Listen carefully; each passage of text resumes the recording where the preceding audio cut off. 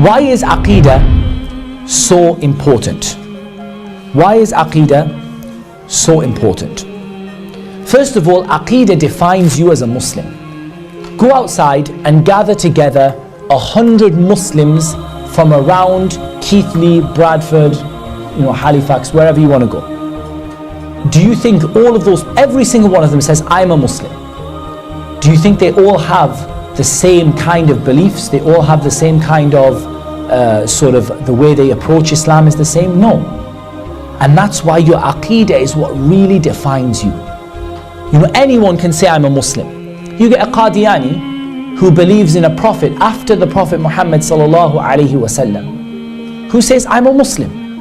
You get a Shi'i, a Rafidi, who believes that all of the companions betrayed the Prophet ﷺ except for 12 or except for 7 or whatever it may be, and believes that the Quran is incomplete and believes that it has mistakes in it and believes that Jibreel betrayed the trust by giving the Quran to Muhammad ﷺ and not giving it to Ali radiallahu anhu. And he says, I'm a Muslim.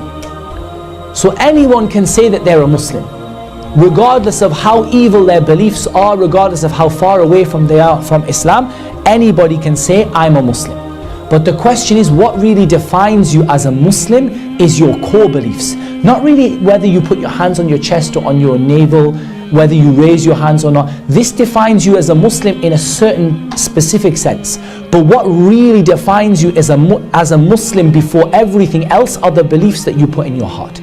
So those beliefs are the first thing that actually describes you and defines you as a Muslim. And that's why when someone says to you, what kind of Muslim are you?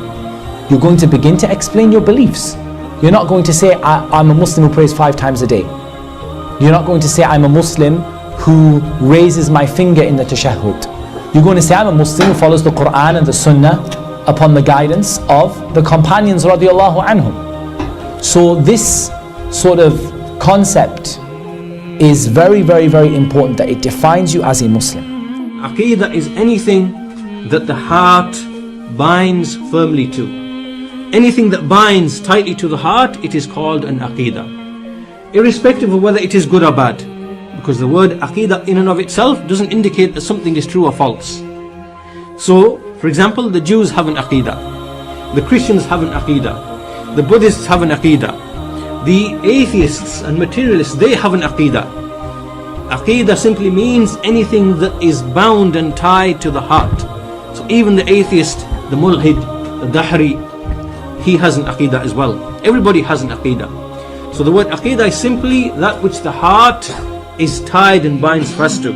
So this means that an Aqeedah can be fasida. It can be corrupt and evil. It can be batil. It can be corrupt and evil and false. Likewise, an Aqeedah can be truthful.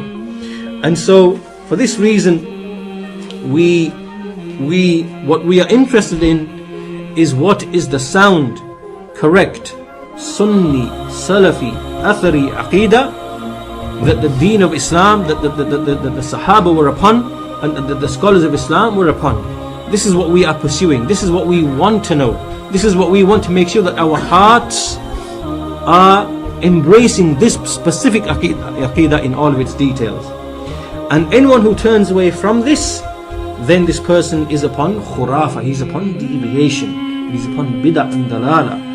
And so therefore the goal of every single Muslim is that he should be asking, what was it that the Sahaba believed? What was it that the Imams were upon? What was it that they said regarding Al-Qadr? What was it that they said regarding Allah's attributes? What was it that they said regarding Allah being seen in the hereafter? This is how every Muslim ought to be thinking. If every Muslim was to think like this, then inshallah by Allah's mercy, he would be guided to that which is correct. If he was truly thinking like this and he was seeking and pursuing that which is correct.